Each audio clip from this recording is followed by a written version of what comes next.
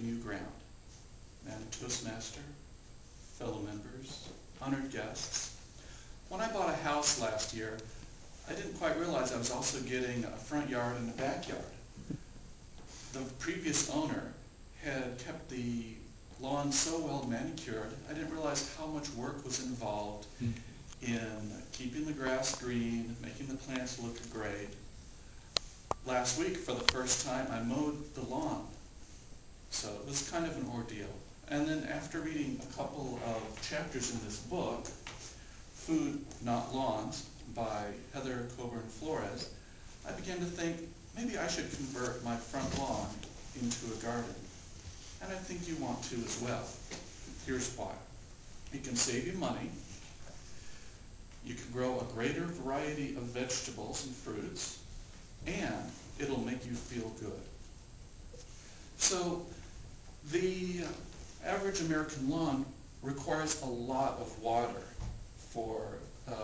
to remain green. And why should you buy stuff at the market that you can grow at home? Well, let's do the math. An average tomato plant costs about $4 and yields about 25 to 35 pounds of tomatoes. Now, if you buy 3 or 4 tomato plants, you've got about 100 pounds of tomatoes. So if I go to the supermarket and I buy 100 pounds of tomatoes, well, they'll probably think I'm crazy. But it would cost about $200 if they're on sale at $2 a pound. So if you're the gardener, you have your choice of what to grow. You're not limited to the varieties that are available at the supermarket because they've been bred so that they've survived transport and they look great in the display case. But the downside of that is they have a slightly blander taste and a tougher hide. When you're growing your own garden, you can choose whatever you like to grow. For example, differently colored lettuces, exotic Asian eggplants, interesting alpine strawberries, delicate but sweet. You can grow your own vegetables, you can save some money. If that's not enough to convince you, then how about this? It's a great way to relieve stress. When you're in your garden, you don't have to worry about what's on the news. When you watch your fruits and vegetables mature and ripen, you get a sense of accomplishment. And when those good foods are part of a healthy diet, you feel much better. Of course, you might say, well, what would the neighbors think? Well, that is a good question. Do you know what your neighbors would think? This might be the project to spark a conversation between the people next door. You might be surprised and they'll actually have some good advice for you. Or you might say, I like my lawn. It's traditional. Well, by all means, if you love that monochromatic, verdant rectangle in front of your house, keep it.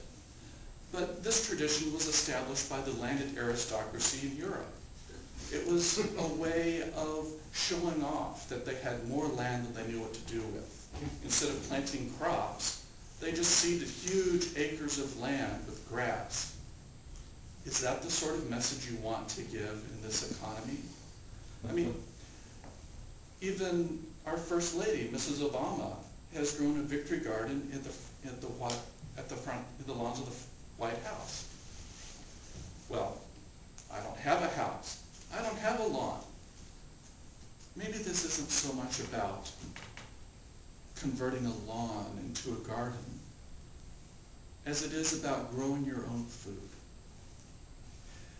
Even if you don't have a lawn or a garden, if you live in an apartment, you can still grow something inside, on a windowsill, on the patio, on the balcony. Talk to your landlord. Perhaps there's a patch of land that you can use that's not being attended to. In In conclusion, how would you rather spend your time? Working extra hours to fill your larder full of vegetable matter? Spending your extra free time mowing your lawn to keep it in check? Or working in your garden, harvesting the fruits and vegetables of your labor? Let's break new ground together. Let's convert our lawns into gardens. Let's save some green. Madam Toastmaster.